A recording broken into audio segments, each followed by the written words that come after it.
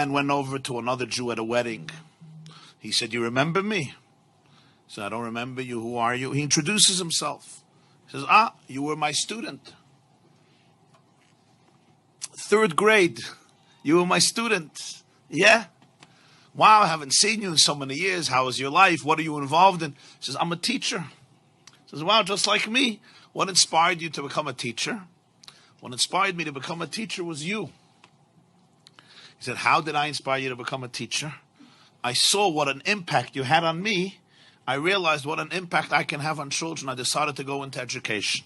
He said, "What type of impact did I have on you?" So he said, "I'll remind you, but I'm sure you remember the story." There was one day that one of my friends got himself, his mother or father bought him a beautiful wristwatch, and I dreamt for a watch, and I didn't afford one. So I decided to steal his watch. He had it in his pocket. I took his watch, I stole it. He came into class, he saw that somebody stole his watch. He came complaining to the teacher, somebody stole his watch. So you made an announcement. Whoever took this boy's watch, please return it. I was too embarrassed and I didn't want to return it, so I didn't return it.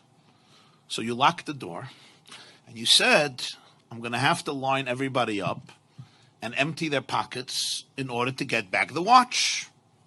And that's what you did. And I thought to myself, this is going to be the most shameful moment of my life.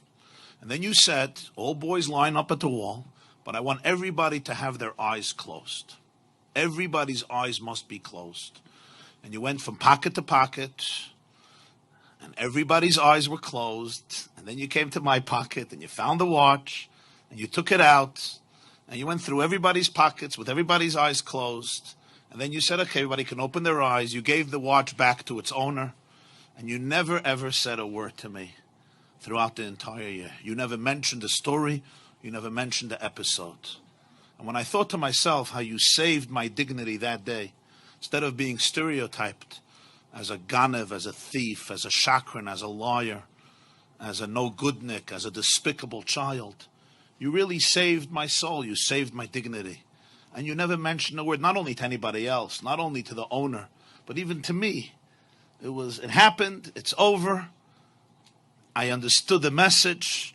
And when I looked at that, I saw it. I said, wow, this is what a teacher is. This is what a real educator is. This is what I want to do with my life. And therefore I went into education. The teacher is listening to him and he says, wow, that's amazing. That's really amazing. But he says, but Rebbe, you don't remember the story? Like when you see me and you hear my name, I'm sure you remember the story that I stole the watch and what you did, and you didn't want to embarrass me. So you had everybody's eyes closed.